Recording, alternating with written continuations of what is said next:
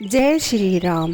पिछले एपिसोड में हमने देखा कि कैसे प्रभु श्री राम ने माता अहल्या को शाप से मुक्ति दिलाया और महर्षि विश्वामित्र के साथ मिथिला की प्रसन्न किया। आज हम देखते हैं रामायण का वो अद्भुत और पवित्र कथा जिसका इंतजार देवताओं को भी था। श्री राम और माता सीता का पहला दिव्य मिलन महर्षि विश्वामित्र के साथ साथ श्री राम और लक्ष्मण मिथिला नगरी में प्रवेश करते हैं। पूरा मिथिला नगर में फूलों की रंग बिरंगी पताकों और दीपमाला से सजा हुआ था।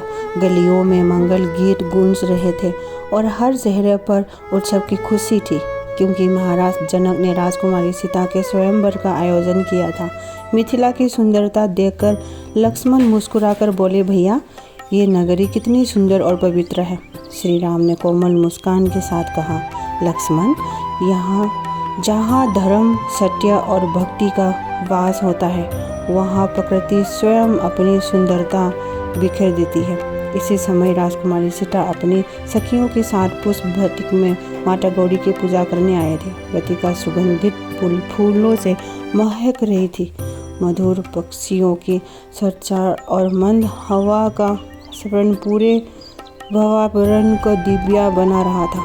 माता सीता ने आंखें बंद करके भक्ति भाव से प्रार्थना की, हे माता गौरी, मुझे ऐसा जीवन साथी प्रदान कीजिएगा जो धर्म सत्य दया और मर्यादा के साथ पालन करे। जैसे ही पूजा संभव हुई और सीता जी ने अपनी नज़र उठाई तो उनकी दृष्टि श्री राम पर पड़ी। उस एक पल में जैसे समय थम गया था। श्री राम ने भी माता सीता को देखे दोनों की आंखों में शब्द नहीं लाए थे, लेकिन हृदय एक दूसरे को पहचान चुके थे। ये कोई सामान्य मिलन नहीं था, ये नार और नारायणी का दिव्य संगम था, वो जो युगों पहले ही ईश्वर द्वारा निर्धारित हो चुका था। सीता जी शर्म से अपनी पलक झुका लेती है और श्री राम भी नारायण के साथ अपनी दृष्टि नीचे कर लेता है। दूर खड़े महर्षि विश्वामित्र सब कुछ देखकर मुस्कुराए। उन्हें पसंद हो गया था कि ये मिलन स्वयं भगवान की इच्छा से हो रहा है। उधर राजदरबार में महाराज जनक स्वयंवर की अंतिम तैयारियों में व्यस्त थे। सभा के मध्य भी भगवान शिव का दिव्य धनुष विराजमान था। उस धनुष के तेज देखकर बड़े बड़े राज और योद्धा भी चकित हो जाते हैं। महाराज जनक ने सभा में घोषणा की, जो वीर इस दिव्य शिव धनुष को उठाकर उस पार चढ़ा देगा, वही मेरी पुत्री सीता का वर होगा।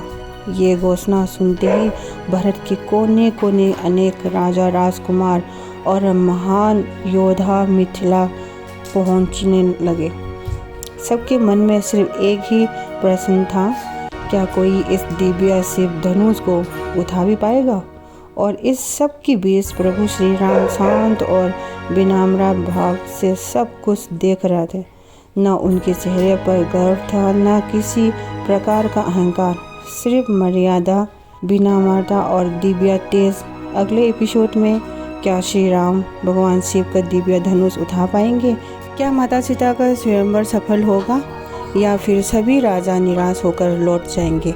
ये जानने के लिए देखिए रामायण कथा एपिसोड से।